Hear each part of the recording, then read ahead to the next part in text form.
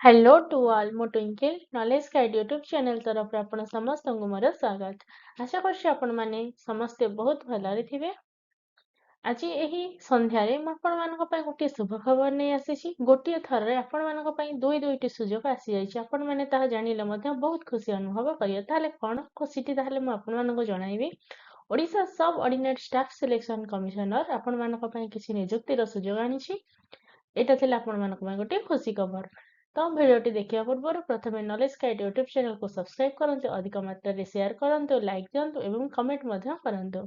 देखिबा ताले हमर कोन अछि नोटिस टी ओडिशा सब ऑर्डिनेट स्टाफ सिलेक्शन कमिशनर बा ओडिशा अधस्तन कर्मचारी चयन आयोग तरफ गोटे आमर एडवर्टाइजमेंट आसी केबे आसी ना 24 डिसेंबर 2025 24 तारिख दिन आमर आसी। देखिबा एथिरे कोन सब अछि।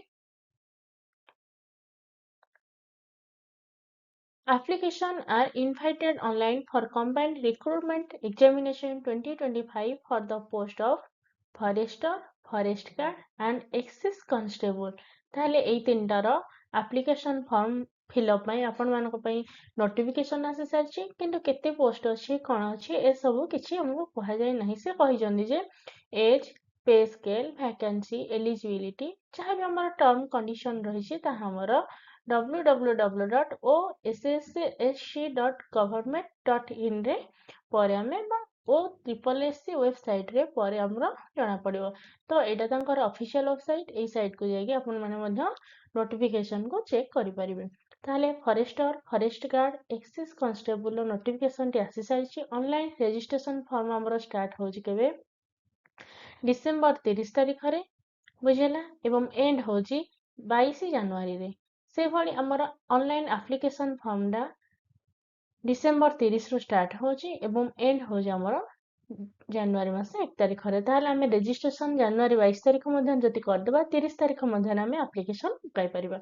नेक्स्ट न्यूज टी आपण मानक पई कोन रहिछि देखंतु। ताहले ओडिशा सब ऑर्डिनेट स्टाफ सिलेक्शन कमिशनर आ गोटे नोटिफिकेशन मध्ये आनिछि कोन को एग्जाम रो ना रेवेन्यू इन्स्पेक्टर बा RI, ICDS supervisor, village agricultural worker बा VAW, जूनियर असिस्टेंट बा JA, असिस्टेंट रेवेन्यू इन्स्पेक्टर बा ARI, अमिल स्टैटिस्टिकल फील्ड सर्वेयर बा SFS ए सबरो मध्य गोटे नियुक्ति आसी सारिछि। केते पोस्ट अछि, केते एलिजिबिलिटी कोन कोन सब क्राइटेरिया अछि से सब हमहु किछि देई नाही। तार ऑफिशियल वेबसाइट से देई देबे ओ SSC पोर्टल ले मध्य हमरो परे हमें जानि परिबा। तो एहारो ऑनलाइन रजिस्ट्रेशन बा री रजिस्ट्रेशन स्टार्ट हो हमर डिसेंबर 29 तारिख रे एवं एंड होची जनवरी 1 तारिख रे।